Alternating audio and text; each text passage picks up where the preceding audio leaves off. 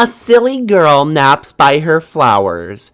It is quite likely that she tired herself out with a variety of silly antics, as silly girls are often known to do. She may have a silly name too, or maybe not. It is hard to say for sure without asking her. But since she's slumbering peacefully, it would be a shame to wake her up. You might as well just give her a name right now. Enter name. Farmstink Buttless. I guess. I guess her name is Farmstink. Wake up.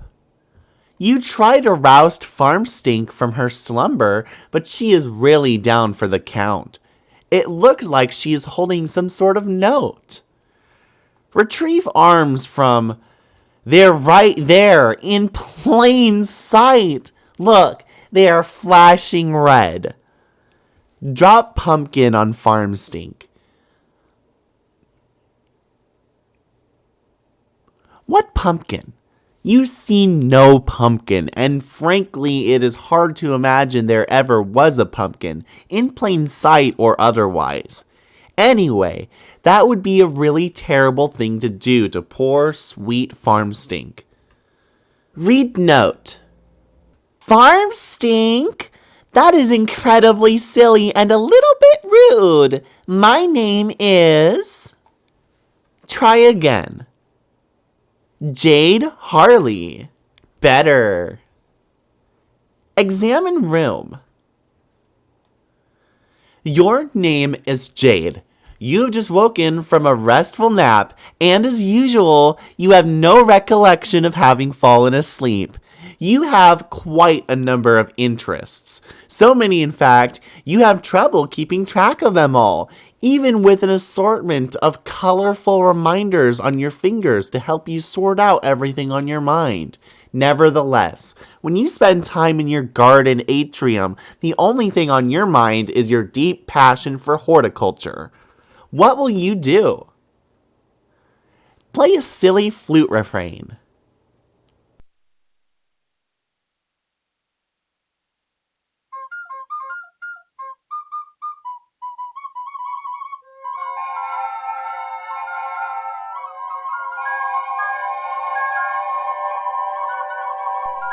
Wow, you really suck at this thing.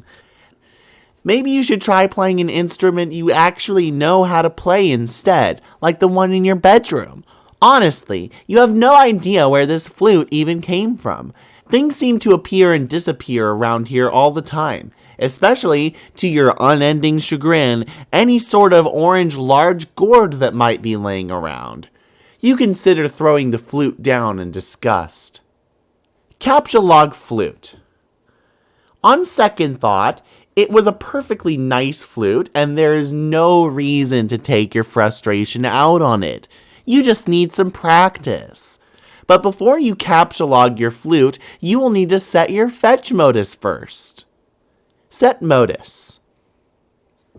You have a wide variety of fetch modi to choose from. You were really excited when your grandpa bought you this modus set for Christmas. He is a total badass, even if a little strict. You typically opt for the memory modus when it comes to matters of day-to-day practicality. Select memory. You set your modus to memory and captcha log the flute. You allot 9 cards to the modus from your deck, since that will be more than enough for your needs at the moment. The modus grabs 9 more cards for matching purposes. The flute is split up on 2 blank cards and mixed randomly into the grid. To retrieve the item, you must first pick 1 card and then pick its matching card.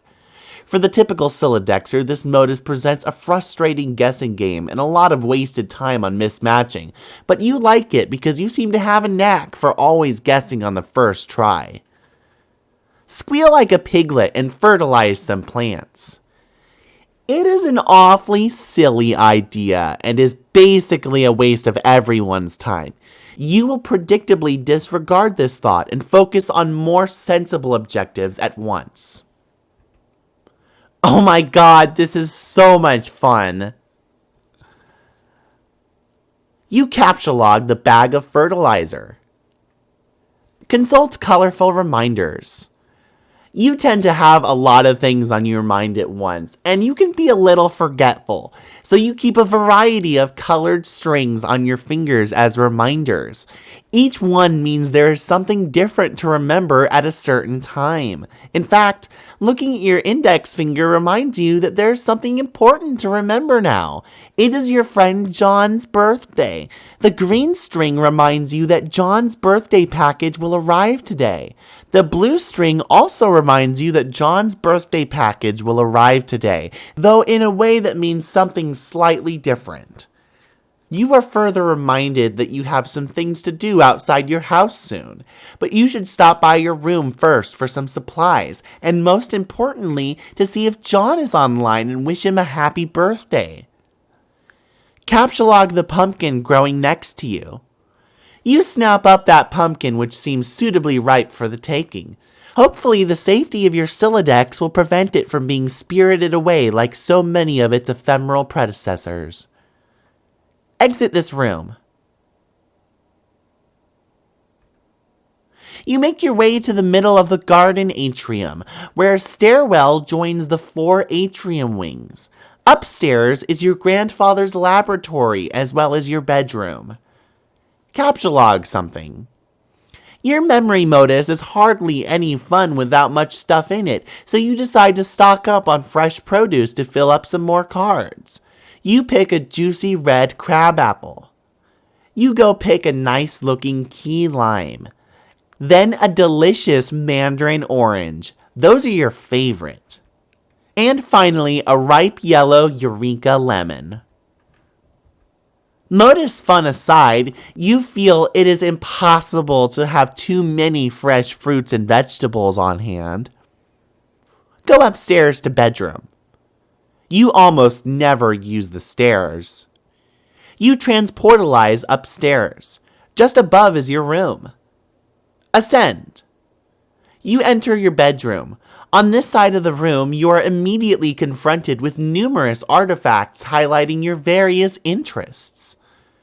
You are an avid follower of cartoon shows of considerable nostalgic appeal. You have a profound zeal for marvelous and fantastical fauna of an anthropomorphical persuasion. You have an uncanny knack for nuclear physics, and not infrequently can be found dabbling in rather advanced gadgetry. You enjoy sporadic fits of narcolepsy. Your love of gardening transcends the glass confines of your atrium, and you are at times prone to patterns of precognitive prognostication. You consider very briefly the question, what will you do? But you quickly realize this is only half of your room, and is therefore host to only half of your interests to choose from. Explore the other half of your room. Over here are yet more articles of your aforementioned interests, and then some. Additional telltale signs of your enthusiasm for nostalgic television mingle with your assortment of game hunting firearms. You are a skilled markswoman, though your crosshairs would never settle on an innocent creature, anthropomorphically persuaded or otherwise. Your work table is littered with equipment to facilitate your tinkering. For you, experimentation is not a particularly exact science, and you lean heavily on sharp intuition for consistently and eerily optimal results. Nevertheless, you have still not been able to get that broad, flat gizmo there to work, which is a design you have borrowed from one of your grandpa's more mysterious inventions. You are a great admirer of his, and you're not alone. Your grandfather is a world-renowned explorer, naturalist, treasure hunter, archaeologist, scientist, adventurer, big game hunter, billionaire extraordinaire. He has taught you everything you know. But in spite of all his lessons, it is still difficult to escape his stern lectures when you are on the way out of the house to run your errands. He spends most of his time in the grand foyer, stewing in his own intensity and charisma. And today will likely be no exception. Among your errands you have planned is to venture out to find your pet and best friend named Becquerel. This animal must be fed, and he will not be happy if he is not. And if he is not happy, then you will not be happy. But first, you should really dig out your computer and say hi to John. Now, what will you do?